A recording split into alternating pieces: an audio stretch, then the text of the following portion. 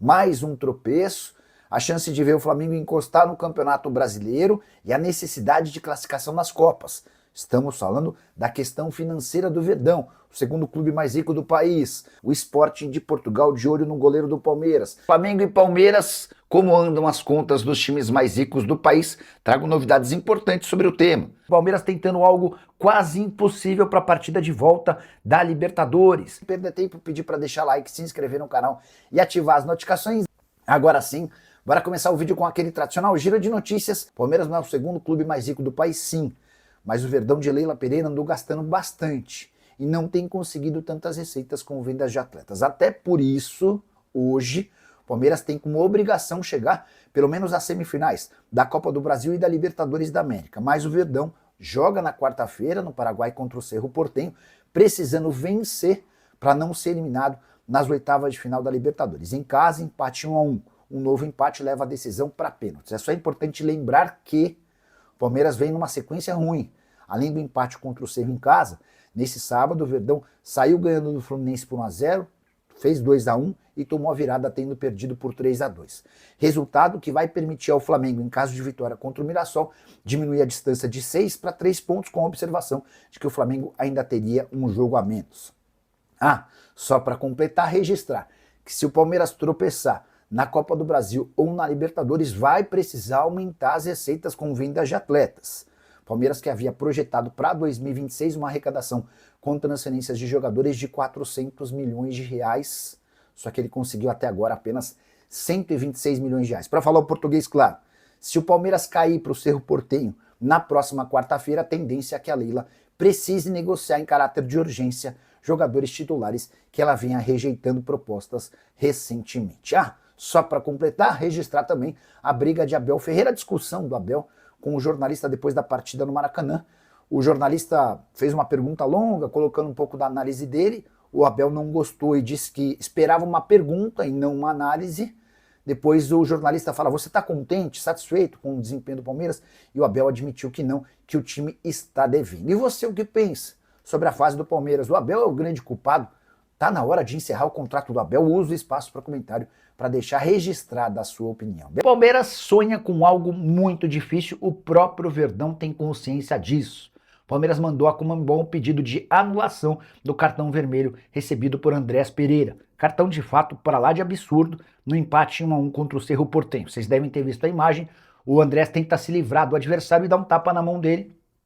O árbitro estava bem perto, mas talvez não tenha tido uma visão boa, acabou expulsando o Andrés Pereira. O Palmeiras termina a partida com 1 a menos, chega a fazer 1-0, toma o gol do empate e o Andrés Pereira está automaticamente suspenso. A ideia do Palmeiras é pressionar a Conmebol para que eventualmente o cartão seja revogado e o Andrés tem a condição de jogo. Na pior das hipóteses, se não for possível, o Palmeiras coloca pressão em cima do próximo árbitro. Partida no Paraguai super importante. Tenho contado para vocês sobre a obsessão de Leila Pereira em relação à Libertadores da América. Ela tem recusado propostas de times importantes da Europa por seus titulares com o sonho de vencer pela primeira vez a Libertadores. Ela tem só mais 2 oportunidades antes de deixar a presidência do Palmeiras nessa temporada e na temporada de 2027, quando se encerra seu mandato. O departamento médico do Palmeiras aos pouquinhos vai ficando mais vazio. Gustavo Gomes já começou a fazer trabalhos físicos e sonha em estar à disposição do Palmeiras para o confronto contra o Cerro Porteño.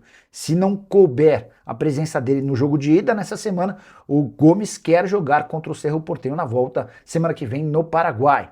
Bruno Fux, que passou por uma cirurgia de apêndice há 2 semanas, começou a transição física. Kelvin e Paulinho são aqueles caras com um pouco mais de dificuldade em relação ao retorno. Ambos sofreram lesão muscular na coxa direita e vão precisar de um pouco mais de tempo para retornar. Qual o tamanho desses desfalques no Palmeiras? Gustavo Gomes é bom retorno, ambos sofreram lesão muscular na coxa direita e vão precisar de um pouco mais de tempo para retornar. Qual o tamanho desses desfalques no Palmeiras? Gustavo Gomes é muito diferente ainda? Ou a chegada do Barbosa dá uma ajustada na situação? Já usa o espaço para comentário e emita a sua opinião, beleza? O time que tinha 100% de aproveitamento dos pontos como mandante vem numa sequência péssima de 6 pontos conquistados em 15 disputados. O aproveitamento caiu de 100 para 40% nessa série. Tudo por causa Da derrota para o Atlético Mineiro por 2-1, a única vitória contra a Chapecoense 1-0, além dos empates contra Santos 1-1, Cruzeiro 1-1 e Internacional 0-0, esse empate contra o Inter em 0-0 nesse domingo. Nos últimos 5 jogos, uma vitória contra a Lanterna Chapecoense. Nos outros resultados, tropeços. E por conta disso, o Palmeiras viu mais uma vez o Flamengo se aproximar. A distância entre os times é de 6 pontos, com a lembrança de que o Flamengo tem um jogo a menos, se vencer, diminui para 3 pontos. Depois da partida, com o empate em 0-0 contra o Internacional, o Abel admitiu que conversou com os jogadores e perguntou: vocês não acham que podem fazer mais? A verdade é que o Palmeiras demorou para se impor diante do Internacional. Só conseguiu meio que encaixotar o adversário no segundo tempo. E ainda assim sem criar grandes oportunidades. Você que conhece o Palmeiras, até porque acompanha todo santo dia, torcedor, em geral, sabe mais do que o jornalista, porque o torcedor é completamente apaixonado pelo time. O que está acontecendo com esse Palmeiras que tem tropeçado dentro de casa? E o Sporting de Portugal está de olho em um goleiro do Palmeiras, mas não se trata de Carlos Miguel. O time português gostaria de contar com o Kaique, atleta de 23 anos de idade, que defendeu na última temporada o Nacional também de Portugal por empréstimo. O Palmeiras gostou tanto da participação do Kaique por lá, que decidiu reintegrá-lo ao elenco, promovendo o Kaique para segundo goleiro. Hoje o Carlos Miguel é titular, o Kaique é a primeira opção do banco, à frente até do Marcelo Lomba, apesar de que o Kaique ainda não foi utilizado. Desde que retornou de Portugal na metade do ano, ele foi para o banco de reservas em 5 jogos e não foi utilizado em nenhuma vez. Na temporada passada, com a camisa do Nacional, foram 28 partidas.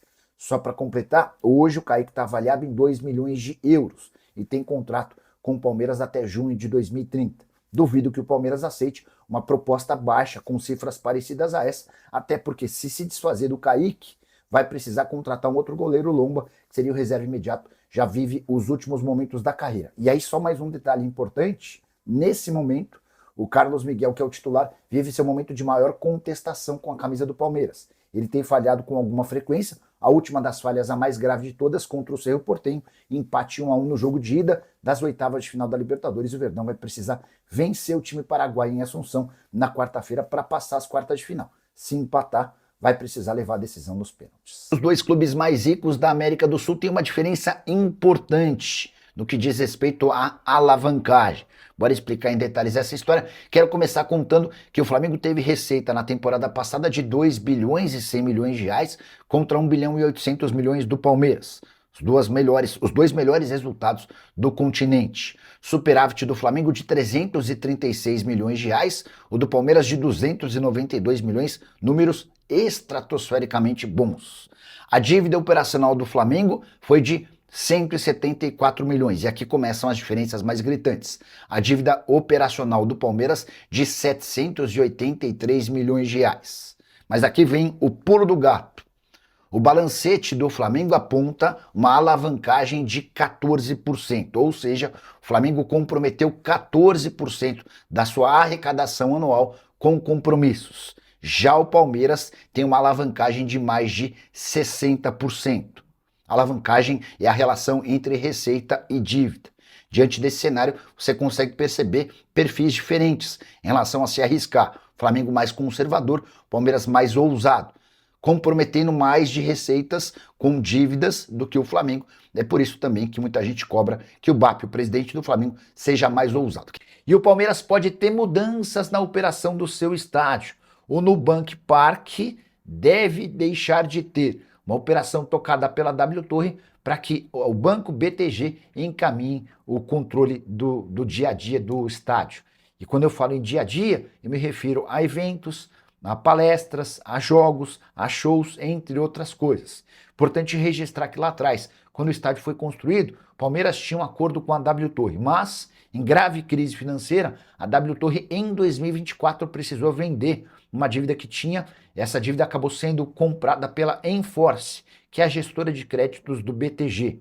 Diante dessa compra da dívida contraída pela W Torre com o Banco do Brasil, era questão de tempo para que o BTG assumisse o controle do dia a dia, das ações e das operações do estádio. Na teoria, isso muda muito pouco a realidade do Palmeiras. A gente precisa entender, por exemplo, se o Marcelo Frazão, que faz ótimo trabalho de integração entre W Torre e Palmeiras, calendário, jogos, entre outras coisas, permanece por lá. Informação sobre esse repasse da operação do estádio agora para o BTG foi divulgado em primeira mão pelo nosso palestra. O executivo alviverde conseguiu a contratação de Arthur, atacante de 12 anos de idade que brilhava e fazia muitos gols no Botafogo de Ribeirão Preto até o fim da temporada passada. O jogador foi adquirido sem custos pelo Palmeiras, que superou Flamengo, Internacional, São Paulo, Corinthians, Botafogo, Grêmio, Red Bull Bragantino, Vasco, Atlético Paranaense e Atlético Mineiro. Todos esses clubes haviam demonstrado interesse no artilheiro, que já é inclusive representado e patrocinado pela Nike. O Arthur, com a camisa do Palmeiras, já tem alguns números interessantes. Ele é, por exemplo, o artilheiro do Campeonato Paulista Sub-12. Na temporada passada, pelo Botafogo de Ribeirão Preto, mesmo com um time menos competitivo, foi um dos principais goleadores. Nessa curta passagem pelo Palmeiras, o Arthur já tem 2 gols no Boca Juniors, 2 gols na Roma e outros 2 gols na Inter de Milão. Temporada de 22 jogos, 26 gols marcados e 7 assistências, ou seja, 33 participações em gol em apenas 22 partidas, tudo isso com 12 anos de idade. João Paulo Sampaio aprontando mais uma, com a promessa de outra joia pintando no Palmeiras em pouco tempo. Eu me refiro ao meio atacante Eduardo, também conhecido como Dudu. E o Palmeiras só pode se dar ao luxo de pedir tanto dinheiro, primeiro porque não está passando enorme dificuldade financeira, depois porque o assédio em relação a esse atleta não para de crescer. Hoje o principal interessado é o PSG, mas Barcelona, Newcastle, entre vários outros gigantes do futebol europeu, já monitoram de perto os passos do atleta, que chegou a ser relacionado para algumas partidas do time principal, mas ainda não teve a oportunidade de jogar. Antes de gravar esse vídeo, conversei com um dos representantes do Dudu, e esse representante me falou sobre o aumento das pedidas do Palmeiras de forma gradativa. No início do ano, sonhava-se com um negócio de 20 milhões de euros.